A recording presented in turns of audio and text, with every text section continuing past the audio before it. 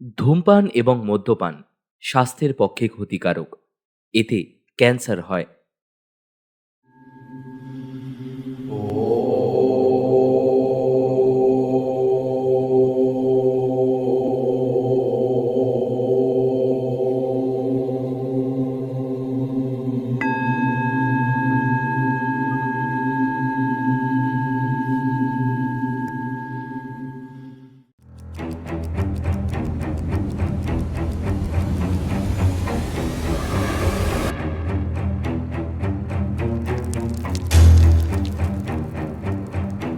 প্রেত লৌকিক অলৌকিক জগতের গল্পকথা। নমস্কার, প্রেতলৌকিক চ্যানেলের ছোট গল্পের আসরে আমি সুতৃষ্ণা আপনাদের স্বাগত জানাই। আজ আমাদের তরফ থেকে সমস্ত শ্রোতা বন্ধুদের জন্য নিবেদন ভৌতিক সাহিত্যের অন্যতম শ্রেষ্ঠ লেখক মঞ্জিল সেনের কলমে আলমারি। বাংলা ভৌতিক সাহিত্যের জগতে মঞ্জিল সেন এক অত্যন্ত পরিচিত নাম।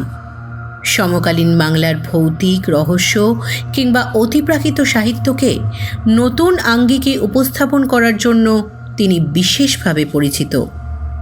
তার বেশিরভাগ গল্পগুলোতে থাকে বাস্তব জীবনের সাদামাটা গন্ধ, কিন্তু সেই বাস্তবকে অচিরেই ছাপিয়ে ওঠে এক দমবন্ধ করা অস্বাভাবিকতা, যেখানে রহস্য লুকিয়ে থাকে ছায়ার ভিতরেই। আর সেই পরিচিত মানুষও হয়ে ওঠে অচেনা। তার বিখ্যাত গল্পগুলির মধ্যে কে হাসে, পিশাচ, গাড়োয়ালের আতঙ্ক এবং আত্মারা জেগে ওঠে বিশেষভাবে উল্লেখযোগ্য। আমাদের বর্তমান গল্পটি নেওয়া হয়েছে বুক ফার্ম পাবলিকেশন থেকে প্রকাশিত ভয় সমগ্র খণ্ড 1 বইটি থেকে। শুনতে থাকুন আলমারি।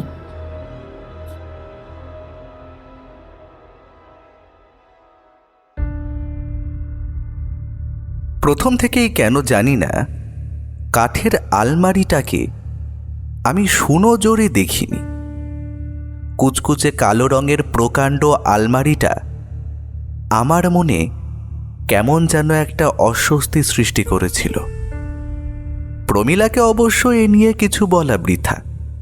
পুরনো আসবাবপত্রের ওপর ওর দারুণ ঝোঁক, বিশেষ করে যদি সেটা কোনো বনেদি ঘরের হয় তবে তো আর কথাই নেই। প্রত্যহ খবরের কাগজে নিলামের পাতাটাও আগাগোড়া পড়বে, আর মনের মতো কোনো জিনিসের উল্লেখ সেখানে থাকলে তৎক্ষণাৎ ছুটে গিয়ে সেটি কিনে এনে বাড়িতে হাজির করবে। মেহগিনি কাঠের দুপাল্লার আলমারি, প্রায় ফুট 7 উঁচু, গায়ে সূক্ষ্ম কারুকার্য। 5 জন কুলি অনেক কায়দা কসরত করে সেই আলমারিটাকে দোতলায় যখন তুলছিল, তখন আমার মনে হচ্ছিল ফাঁদে পড়া একটা জন্তু যেন সর্বশক্তি দিয়ে ওদের সঙ্গে যুঝছে। তারপর হঠাৎই সিঁড়ির মাঝপথে ডান পাল্লার সামনে থাকা কুলিটা চমকে গিয়ে পা হরকাল।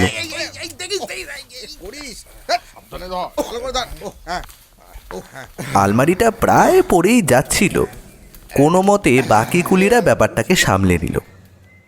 আরও বেশ খানিকটা কসরতের পর অবশেষে সেটিকে যখন দোতলার একেবারে শেষ ঘরটায় রাখা হলো, তখন আমি লক্ষ্য করলাম সেই কুলিটা আলমারির ডান পাল্লাটা একটু ফাঁক করে ভেতরে উঁকি মেরে কিছু একটা দেখবার চেষ্টা করছে।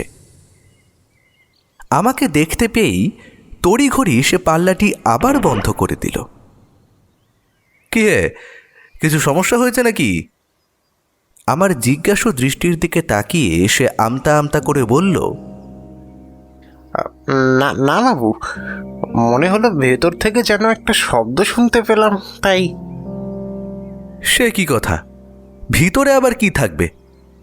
স্পষ্ট করে বলো তো পুরো ব্যাপারটা। লোকটা সামান্য ইতস্তত করে বলল, বাবু, অর্ধেক সিঁড়ি ভেঙে ওঠার পরে আমার হঠাৎই মনে হলো যেন খুব মৃদু একটা আওয়াজ আলমারি ভেতর থেকে আসছে। মনে হয় আমারই শোনার ভুল, জানেন তো। শব্দটা হয়তো অন্য কোথাও থেকেই আসছিল। যাই হোক, কুলিরা আর বেশি কথা না বাড়িয়ে পাওনা টাকা পয়সা নিয়ে বাড়ি চলে গেল। প্রমীলা যথারীতি বেরিয়েছিল। নানান মহিলা সমিতির সঙ্গে যুক্ত থাকায় দিনের অধিকাংশ সময় ওকে বাইরেই কাটাতে হয়। আমি নিচে বসবার ঘরে বসে পুরনো একটি খবরের কাগজে মনোসংযোগ করবার চেষ্টা করছিলাম। এমন সময় আমাদের 10 বছরের মেয়ে খুকু স্কুল থেকে বাড়ি ফিরল। ঘরে ঢুকেই নাক মুচকে সে আমাকে জিজ্ঞেস করলো, বাবা, কিসের গন্ধ গো? দেখলাম ওর দৃষ্টিটা সিঁড়ি দিয়ে ওপর দিকে উঠে যাচ্ছে। আমি কিন্তু কোনো গন্ধই পাচ্ছিলাম না। তবু ওর মনের ভাবটা বুঝতে আমার কষ্ট হলো না। যে অস্বস্তিটা এতক্ষণে মন থেকে দূর হয়ে গিয়েছিল তা যেন আবার ফিরে এলো।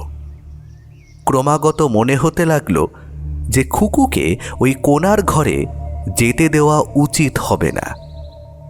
কিন্তু কি যুক্তিতে আমি ওকে সে কথা বলবো? ব্যাপারটাকে খানিক লঘু করার জন্য আমি বললাম, তোর মা আবার একটা পুরনো আলমারি এনে হাজির করেছে রে, হয়তো সেটা থেকেই গন্ধ আসছে। আজ না হোক কাল তো আলমারিটা ও দেখবেই, সুতরাং লুকোচুরি করে কোনো লাভ নেই। খুকু কিন্তু আলমারির কথা শুনে বেশ কৌতূহলী হয়ে 2-3টে সিঁড়ি টপকে উপরে উঠতে লাগলো। আমিও তাড়াতাড়ি ওর পেছনে ছুটলাম। আমার মন বলছিল ওকে একা আলমারির কাছে ছেড়ে দেওয়াটা একেবারেই ঠিক নয়। সিঁড়ি দিয়ে উঠে দোতলার বারান্দার বাঁ দিকে মোড় নিতেই আমার চোখে পড়ল খুকু কোণার সেই ঘরের দোরগোড়ায় থমকে দাঁড়িয়েছে, আর ওই আলমারিটার দিকে যেন সম্মোহিতের মতো তাকিয়ে আছে। আমি পা টিপে টিপে ওর পেছনে এসে দাঁড়ালাম। আলমারিটার দিকে তাকিয়ে আমার মনে হতে লাগলো যেন ওটাও একটা কুটিল দৃষ্টি নিয়ে খুকুর দিকে নিঃশব্দে চেয়ে রয়েছে। আর এই প্রথম একটা ক্ষীণ গন্ধ আমার নাকেও এসে লাগলো। গন্ধটা কিন্তু কটু নয়, তবে ঠিক ভাষায় প্রকাশ করাও সম্ভব নয়। আমার কেবলই মনে হতে লাগলো গন্ধটা যেন অপার্থিব। খুকুও ওই গন্ধটা টের পেয়েছিল। দুপা পিছিয়ে বলল, কি বিচ্ছিরি গন্ধ না? আমি সহজ হওয়ার চেষ্টা করলাম। বললাম, পুরনো আলমারি বোধহয় অনেকদিন গুদামে পড়েছিল, তাই একটা গন্ধ হয়েছে। গন্ধটা ক্রমেই যেন তীব্র হয়ে উঠছে। পর মুহূর্তে একটা ব্যাপার আমার কাছে পরিষ্কার হয়ে গেল। গন্ধটা যেন আলমারির ডান দিকের বন্ধ পাল্লার ভেতর থেকে দমকে দমকে আসছে। আমি আর নিজেকে সামলাতে পারলাম না। একটা নিষ্ঠুর আক্রোশে এক হ্যাঁচকা টানে ডান দিকের পাল্লাটা খুলে ফেললাম। আর ঠিক পর মুহূর্তেই আমি সমস্ত শক্তি দিয়ে পাল্লাটাকে ঠেলে বন্ধ করার চেষ্টা করলাম। খুকুকে কিছুতেই ভেতরটা দেখতে দেওয়া যাবে না। কিন্তু পাল্লাটা কোথায় যেন আটকে গেছে, কিছুতেই বন্ধ হচ্ছে না।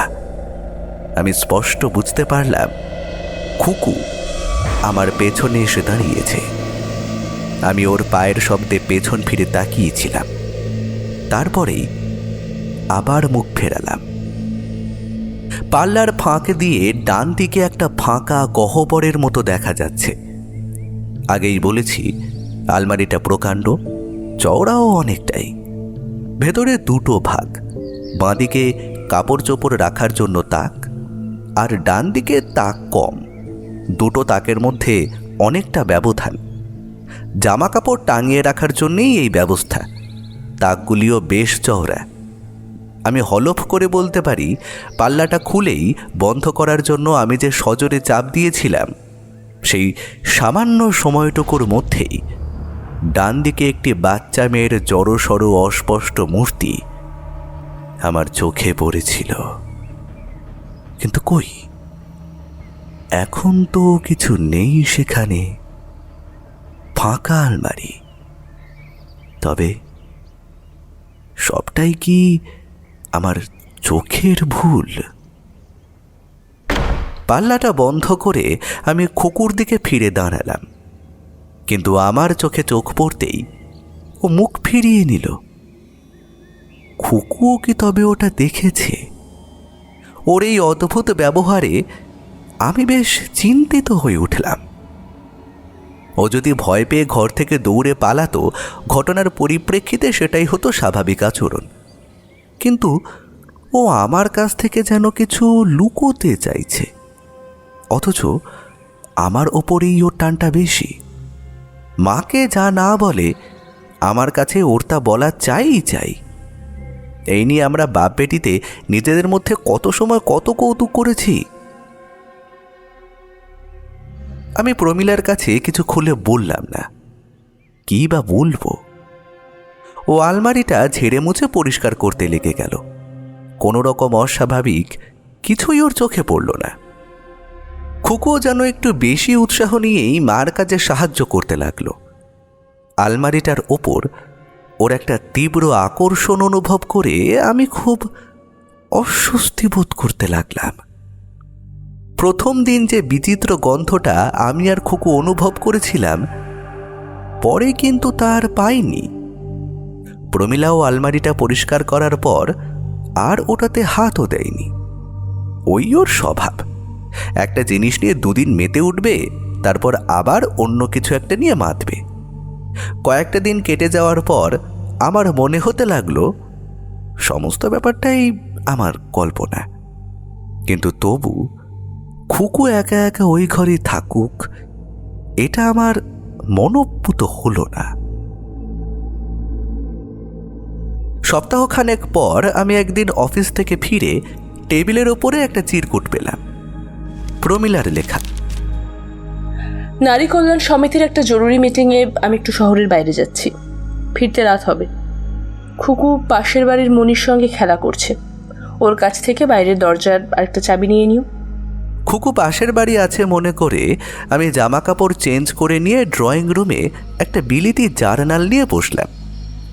সে যে একা একা বাড়ি নেই, এ কথাটা ভেবে বেশ নিশ্চিন্ত বোধ করছিলাম এখন। হঠাৎই ওপর থেকে শোনা গেল কিছু টুকরো টুকরো কথা, দুজন ছোট মেয়ের কণ্ঠস্বর। এতটুকুও ভুল নেই। কেমন আছিস? তাই? আর তারপর? তাই নাকি? খুকু তার বন্ধুকে নিয়ে উপরে খেলা করছে, কিন্তু ওর খেলার ঘর তো নিচে। আগে কখনো ওকে আমি বন্ধুদের নিয়ে উপরে যেতে বা খেলা করতে তো দেখিনি। একটা চাপা কৌতূহল নিয়ে আমি সিঁড়ি দিয়ে উঠতে লাগলাম। তারপর শেষ ধাপে পৌঁছতেই কানে এলো তীক্ষ্ণ স্বরে দুজনের বাক বিতণ্ডার শব্দ। না, এটা দেব না, না। পর মুহূর্তেই খুকু কোকিয়ে কেঁদে উঠল। আমি আর সময় নষ্ট না করে সেই শব্দ লক্ষ্য করে দৌড়ালাম। কান্নার শব্দটা আসছে সেই কোণার ঘর থেকে। এক ধাক্কায় ভেজানো দরজা খুলে ফেলতেই আমার চোখে পড়ল খুকু আলমারিটার সামনে হাঁটু গেড়ে বসে আছে। ওর দু চোখে জল, ব্যথায় মুখ নীল হয়ে গেছে। আমি ওকে তুলে ধরে বললাম, কি হয়েছে খুকু, কাঁদছো কেন? আলমারিটা আসার পর থেকে আমাদের দুজনের মধ্যে যে একটা সংকোচ ও বাধার প্রাচীর সৃষ্টি হয়েছিল, ক্ষণিকের জন্য তা যেন দূর হয়ে গেল। ও আমার দুই হাতের মধ্যে ঝাঁপিয়ে পড়ে কাঁদতে কাঁদতে বলল, দেখো না বাবা, ও পাল্লা দিয়ে আমার আঙুল চেপে দিয়েছে।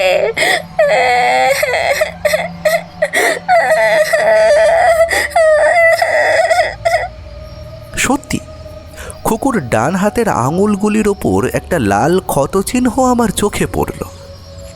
আমি ধীরে ধীরে ব্যথা পাওয়া জায়গায় আঙুল বুলোতে বুলোতে বললাম, কে চেপে দিয়েছে? ঘরে তো কেউ নেই মা। রানু। কথাটা বলেই ও থেমে গেল, যেন মুখ ফসকে কথাটা বেরিয়ে গেছে। অনিশ্চিতভাবে ও প্রথমে আমার মুখের দিকে তাকালো, তারপর আবার ভয়ে ভয়ে আলমারির ডান পাল্লার দিকে, যেন কোনো গোপন কথা ফাঁস করে মহা অপরাধ করে ফেলেছে। এক মুহূর্ত দেরি না করে আমি এক ঝটকায় পাল্লাটা খুলে ফেললাম। ভেতরে বিরাজ করছে একটা অপার্থিব শূন্যতা। কেউ নেই সেখানে। রানু কে মা? না না, কেউ নয়, কেউ নয়। স্পষ্ট বুঝতে পারলাম আমাদের মধ্যে প্রাচীরটা আবার খাড়া হয়ে দাঁড়িয়েছে। খুকু চাইছে না আমি কিছু একটা জানতে পারি, কিন্তু কি সেটা? আদেও কি এর সাথে এই ভয়ঙ্কর আলমারিটির কোনো সম্পর্ক আছে, নাকি পুরো ব্যাপারটাই আমার কল্পনাপ্রসূত?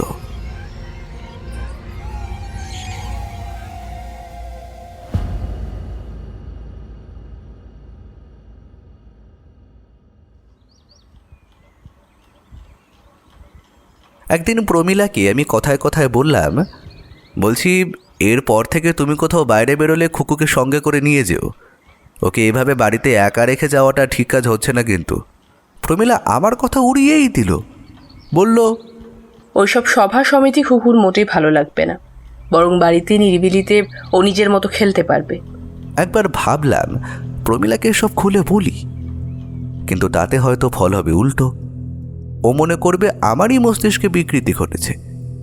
তাই আপাতত নিরস্ত হলাম। রাতে খানিক ভেবেচিন্তে আলমারিটা বিক্রি করে দেওয়ার কথা তুলতেই প্রমীলা এমন ক্ষেপে গেল যে আমাকে চুপ করে যেতে হলো। আমি শান্তিপ্রিয় মানুষ, বাদানুবাদ যথাসম্ভব এড়িয়ে চলবারই চেষ্টা করি। সত্যি কথা বলতে প্রমীলার তিরিক্ষি মেজাজকে একটু ভয়ই পাই। খুকুর বড় শখ ছিল একটা বিড়াল পুষবে। সেদিন অফিসে কথায় কথায় আমার এক সহকর্মী জানালেন তার পার্সিয়ান বিড়ালটার বাচ্চা হয়েছে, তিনি বিলিয়ে দেবেন। আমি রাত্রে খাবার টেবিলে কথাটা পারলাম। প্রমীলা কিন্তু বিড়াল কিংবা কুকুর দু চোখে দেখতে পারত না। বলল, না না, ওসব ঘরে আনতে হবে না, বিছানা নোংরা করবে, কি দরকার আবার বিড়ালের বাচ্চা এনে। আমি বললাম, না গো, শুনেছি নাকি প্রথম থেকে ওদের ভালো শিক্ষা দিলে ঘরদোর আর নোংরা করবে না। পার্সিয়ান বিড়াল বলেই প্রমীলা বোধ হয় আর বেশি উচ্চবাচ্য করল না। খুকু এতক্ষণ আমাদের কথা মন দিয়ে শুনছিল। ও হঠাৎ বলে উঠল, না না, বিড়ালের বাচ্চা আনতে হবে না। একটু অবাক হয়েই বললাম, কিন্তু তুমি তো বিড়ালের বাচ্চার জন্য বায়না ধরেছিলে মা, এখন না করছো কেন? দেখলাম খুকুর চোখে জল। কোনো মতে নিজেকে সামলে নিয়ে বলল, হ্যাঁ, কিন্তু রানু যে বিড়াল ভালোবাসে না। কথাটা বলেই ও যেন চুপসে গেল। ওর গাল দুটো লাল হয়ে উঠল। প্রমীলা একটু মুচকি হাসল। ছোট ছেলে মেয়েদের যে কাল্পনিক বন্ধু থাকে সেটাই যেন ওর দৃষ্টি দিয়ে আমাকে বোঝাতে চাইল। অতঃপর কোনো রকমে খাওয়া শেষ করে দোতলায় খুকু নিজের শোয়ার ঘরের দিকে ছুটে চলে গেল। আমি মনস্থির করে ফেললাম, আলমারিটা যে ভদ্রলোক বিক্রি করেছিলেন তার নাম সঞ্জীব চৌধুরী। ছুটির দিন দেখে এক বিকেলে তার সঙ্গে দেখা করতে গেলাম। আলমারির এই রহস্য আমার জানাটা ভীষণ দরকার। ভদ্রলোক বাড়িতেই ছিলেন। আমি আমার পরিচয় দিয়ে তাকে জানালাম আমার স্ত্রী সম্প্রতি নিলামে তার কিছু আসবাবপত্রের মধ্যে একটা আলমারি কিনেছেন। ভদ্রলোক আমাকে ভেতরে নিয়ে গিয়ে বসালেন। তারপর পরিহাস তরল কণ্ঠে বললেন, আশা করি আলমারিতে ঘুম ধরেনি। আমি তাকে আশ্বস্ত করে বললাম যে না না, সে ব্যাপার না, ওটা তো খুব ভালো অবস্থাতেই আছে। তবে ভদ্রলোকের ভুরু দুটো যেন একটু ওপর দিকে উঠল। তারপর তিনি গম্ভীর মুখে বললেন, তবে তবে কি? সচরাচর আমরা যা চোখে দেখি তার চাইতেও কি বেশি কিছু? সত্যি বলতে কি, আমিও ওটা পছন্দ করতাম না। আমার স্ত্রী তো ওটাকে আমাদের শোবার ঘরে রাখতেই দেননি। পরিবারের স্মৃতি হিসাবে ওটা এতদিন বাড়িতে রেখেছিলাম, তো স্ত্রীর মৃত্যুর পর ওটা রাখার ইচ্ছে ছিল না, সেই কারণেই তো অকশনে দিলাম। আচ্ছা, আলমারিটা কি আপনাদের পরিবারে অনেক দিন ধরেই আছে? প্রশ্ন করলাম। তা আমি ঠিক বলতে পারবো না। আসলে ওটা আমার এক খুড়তুতো ভাইয়ের সম্পত্তি ছিল। তার মৃত্যুর পর কিছু আসবাবের সঙ্গে ওটা আমার জিম্মায় আসে। একটু ইতস্তত করে অবশেষে খুব চাপা গলায় জিজ্ঞেস করলাম, আসলে যদি কিছু মনে না করেন তবে একটা কথা জিজ্ঞেস করতে পারি? আচ্ছা, এই আলমারিটার সঙ্গে কি কোনো বিশেষ কাহিনী জড়িত আছে?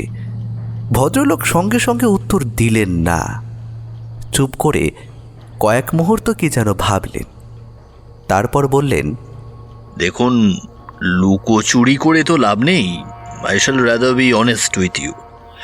শুনেছি বছর 50 কি ওর কাছাকাছি কোনো সময় ওই আলমারির মধ্যে 10-12 বছরের একটি মেয়ের মৃতদেহ পাওয়া গিয়েছিল। 10-12 বছরের মেয়ে? আমি একটু উত্তেজিত হয়ে বলে উঠলাম, সেই মৃত মেয়েটির নাম কি আপনার জানা আছে? ভদ্রলোক আমার প্রশ্ন শুনে যেন একটু থতমত খেলেন। তারপর বললেন, লোকমুখে শুনেছি মেয়েটির নাম ছিল রানু। আমি ধরেই নিয়েছিলাম যে আমি ওই নামটাই শুনব।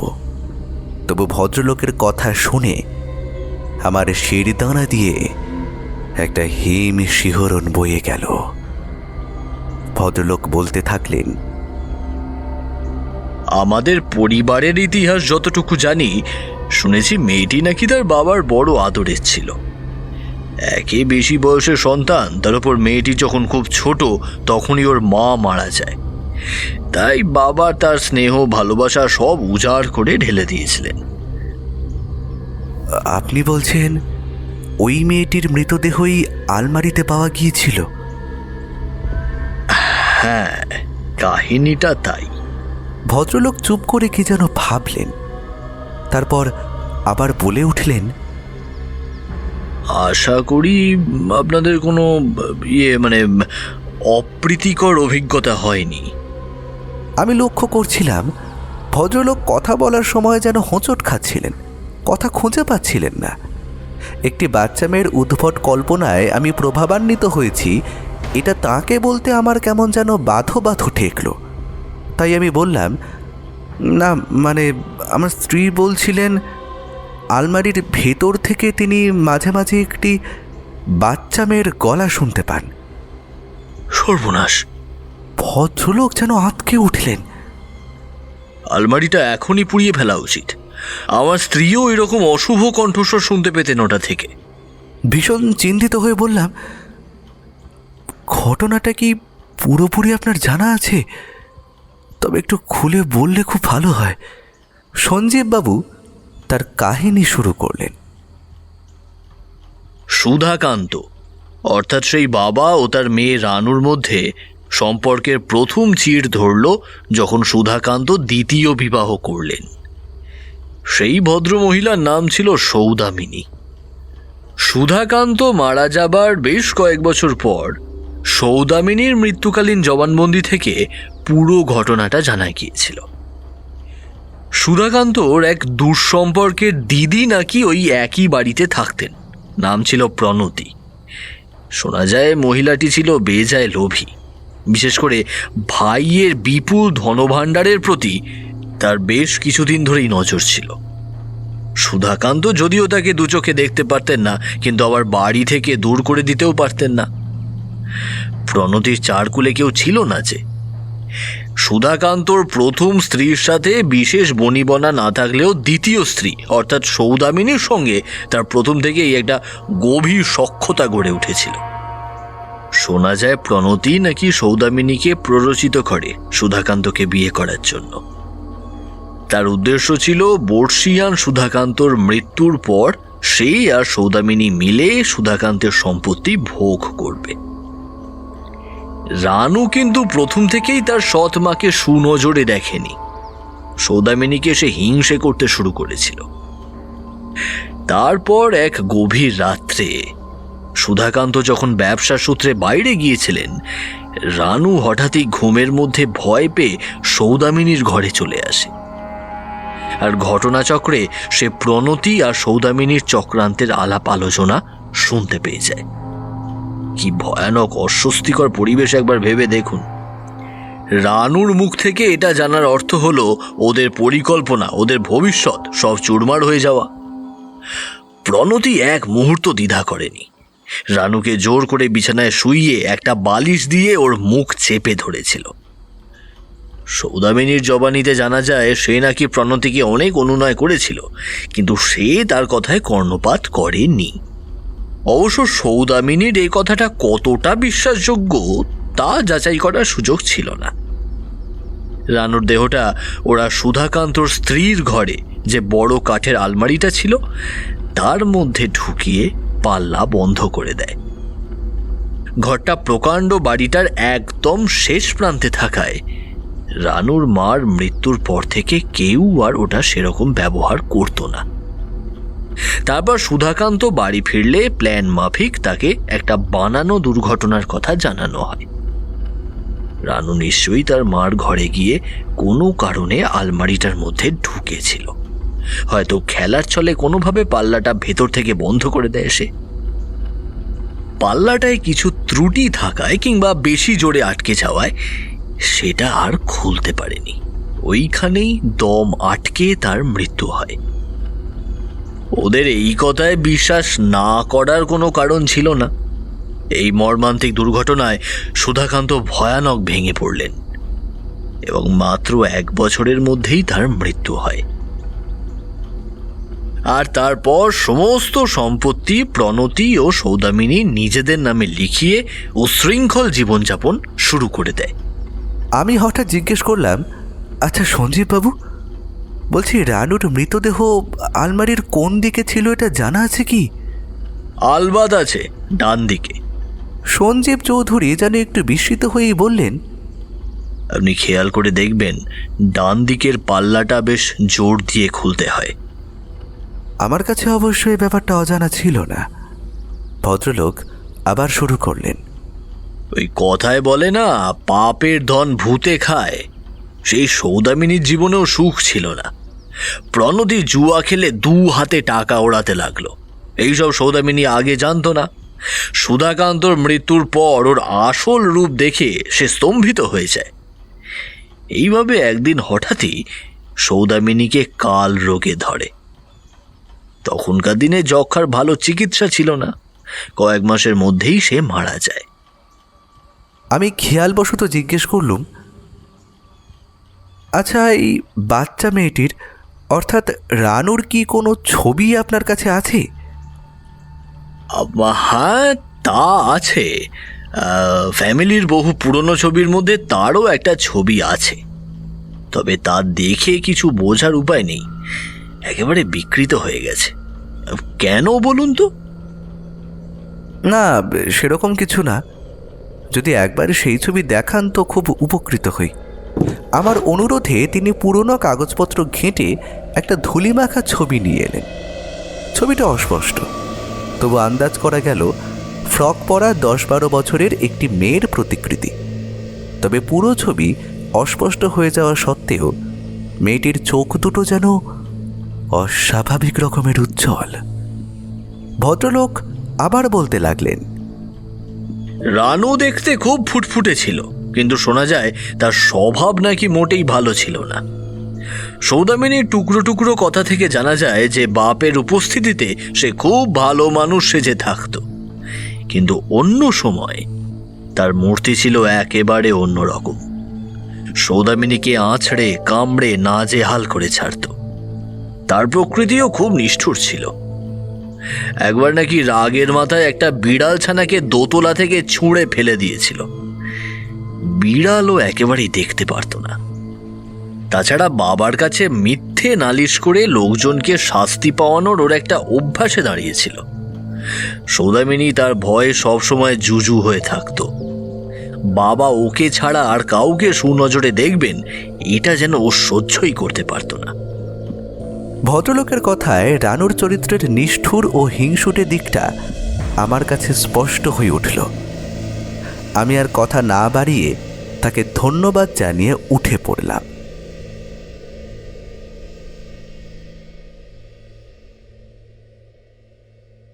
বাড়ি ফেরার পথে আমি দৃঢ় সংকল্প করলাম, প্রমীলা যাই বলুক, আলমারিটাকে বাড়ি থেকে দূর করতেই হবে। ওটার প্রতি খুকুর তীব্র আকর্ষণ আর মাঝে মাঝে রানুর নাম উচ্চারণ করার মধ্যে আমি অশুভ কিছুর একটা ইঙ্গিত অনুভব করতে পারছি। যখন বাড়ি ফিরলাম তখন বেশ রাত হয়ে গেছে। প্রমীলা আমার জন্য অপেক্ষা করছিল। দরজা খুলতেই জিজ্ঞেস করলাম, খুকু কোথায়? প্রমীলা অবাক হয়ে আমার মুখের দিকে তাকালো, তারপর বলল, ঘুমোচ্ছে। রাত কটা হলো খেয়াল আছে? হাত ঘড়ির দিকে তাকিয়ে চমকে উঠলাম। রাত 11:30। আচ্ছা, খুকুর কি হয়েছে বলো তো? আজ সন্ধ্যে থেকে ওর হাব ভাব কেন জানি আমার ভালো লাগেনি। জানো তো, আবার ওই রানুর কথা বলছিল। ওকে কি একবার ডাক্তার দেখানো উচিত? আমি স্থানুর মতো দাঁড়িয়ে রইলাম। একটা অজানা আশঙ্কা আমাকে যেন গ্রাস করে ফেলতে চাইছে। প্রমীলা একটু থেমে আবার বলল, মনে হলো ও যেন খুব ভয় পেয়েছে। কি হয়েছে জিজ্ঞেস করতে ও আমাকে দুহাতে আঁকড়ে ধরলো, সেই ছোট্টবেলায় যেমনটা করতো। তারপর বলল রানু নাকি ফিরে আসতে চায়। আমি আর অপেক্ষা করলাম না। আমার বুকের মধ্যে যেন হাঁপড় পড়ছে। টপাটপ সিঁড়ি ভেঙে ছুটলাম খুকুর শোয়ার ঘরের দিকে। প্রমীলাও ভয় পেয়ে আমার পেছন পেছন ছুটল। উপরে উঠে দেখি খুকুর শোয়ার ঘরের দরজা খোলা, বিছানা খালি। অন্য প্রান্তে সেই কোণার ঘরটার দরজা কিন্তু ভেজানো। আমি ছুটে গিয়ে এক লাথি মেরে দরজাটা খুলে ফেললাম। তারপরেই সোজা এগিয়ে গিয়ে আলমারির ডান পাল্লা ধরে টান মারলাম। পাল্লাটা শক্তভাবে এঁটে গেছে। সমস্ত শক্তি দিয়ে দ্বিতীয়বার টান মারতেই ওটা খুলে গেল। এবার আর আমার চোখের ভুল হয়নি। ডান দিকের দুই তাকের মাঝখানের ফাঁকে আলমারির গায়ে একটা দেহ হাঁটু মোড়া অবস্থায় যেন ঠেসিয়ে দেওয়া হয়েছে। খুকু! তৎক্ষণাৎ আমি ওকে কোলে তুলে নিলাম। প্রমীলা তাড়াতাড়ি ঘরের সব জানলা খুলে দিল। ঠান্ডা নির্মল হাওয়া ঘরে ঢুকতেই খুকু চোখ মেলে তাকালো। প্রমীলা ওকে জড়িয়ে ধরে গালে গাল ঘষতে ঘষতে কান্না ভেজা গলায় বলতে লাগলো, সোনা আমার, মানিক আমার, ভগবান তোমাকে রক্ষা করেছেন। আমিও তখন অবাক চোখে কুকুর দিকে তাকিয়ে বুঝলাম খুকুও উজ্জ্বল দুই চোখ দিয়ে আমার দিকেই এক দৃষ্টে তাকিয়ে আছে, যেন আমাকে যাচাই করার চেষ্টা করছে। ভীষণ চমকে দুপা পিছিয়ে এলাম আমি। বুঝতে এতটুকু দেরি হলো না যে এ চোখের দৃষ্টি আমার খুকুর নয়। সঞ্জীব চৌধুরীর বাড়িতে রানুর যে অভিশপ্ত ছবি আমি দেখেছিলাম, সেই উজ্জ্বল চোখ দুটি যেন খুকুর চোখে এসে আশ্রয় নিয়েছে। তবে কি খুকুকে ভুলিয়ে ভালিয়ে আলমারিতে বন্দি করে রানুর অতৃপ্ত আত্মা ওর শরীরে ঢুকে পড়েছে? আর আমাদের প্রিয় খুকুর আত্মা এখন বোধ হয় ওই ভয়ানক আলমারির মধ্যে গুমড়িয়ে গুমড়িয়ে মরছে। খুকুর শুধু দেহটাই আছে, কিন্তু আত্মা, মন সব ওই রানুর।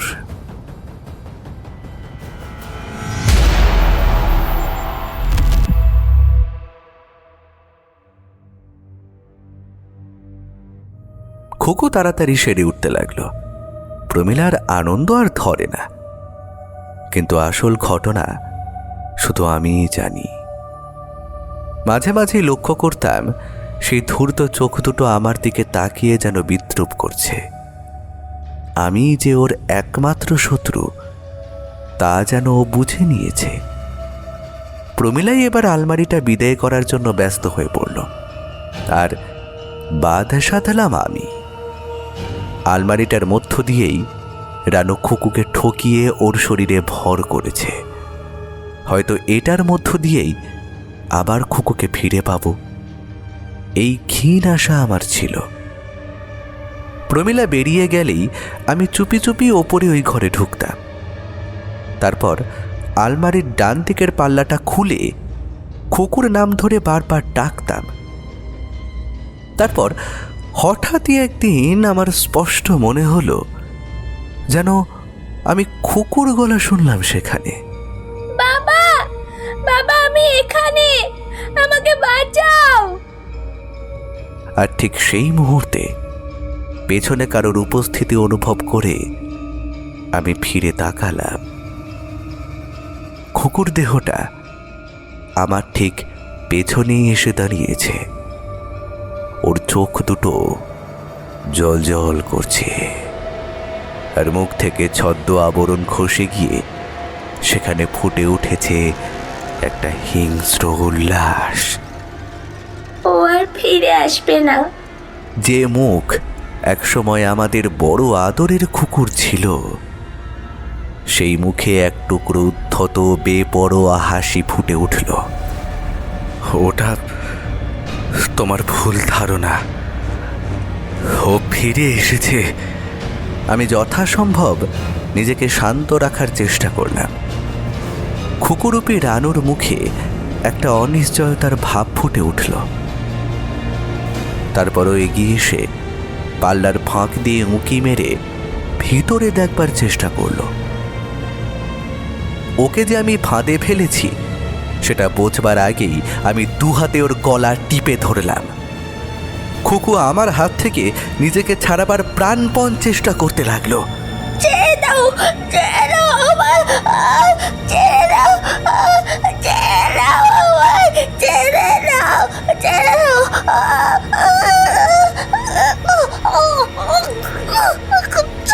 কিন্তু আমি আর ওকে সুযোগ দিলাম না। জোর করে আলমারির মধ্যে ঢুকিয়ে পাল্লাটা চেপে ধরলাম। আমার মন আনন্দে নেচে উঠল। যখন পাল্লাটা খুলব তখন আমাদের খুকুকে আবার ফিরে পাবো। কিন্তু আমার হিসেবে হয়তো সামান্য ভুল হয়ে গিয়েছিল। তাড়াহুড়ো করতে গিয়ে আমি ওর গলাটা এত জোরে চেপে ধরেছিলাম যে ঘাড় মুটকে দেহটাই শেষ হয়ে গিয়েছিল। খুকু আর ওর মধ্যে ফিরে আসার সুযোগ পাইনি।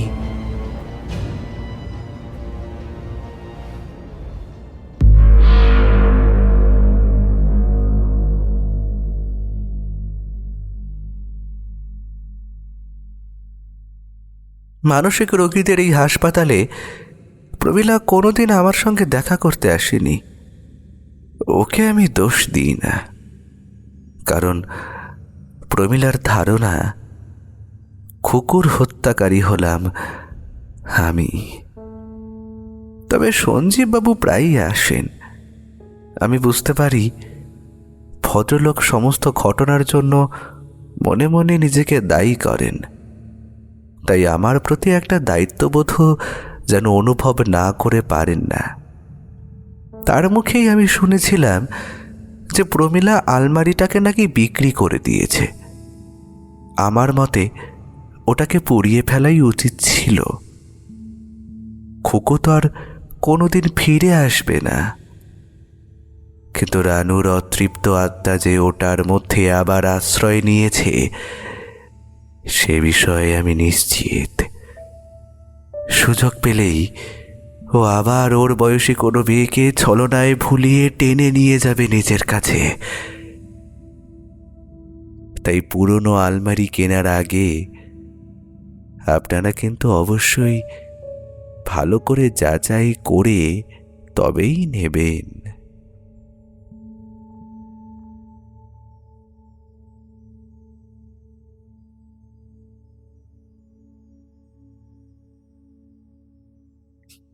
শুনছিলেন প্রখ্যাত সাহিত্যিক মঞ্জিল সেনের কলমে আলমারি, গল্পটির বিভিন্ন চরিত্রে অভিনয় করেছেন শুভ, রৌনক, বর্ণিশা এবং নীল। আবহ সঙ্গীত পরিচালনায় শুভজিৎ এবং প্রচ্ছদটি এঁকেছেন রৌনক। গল্পটি ভালো লাগলে অবশ্যই আমাদের চ্যানেলটি লাইক, শেয়ার এবং সাবস্ক্রাইব করতে ভুলবেন না। আজকের মতো এটুকুই। ভালো থাকবেন।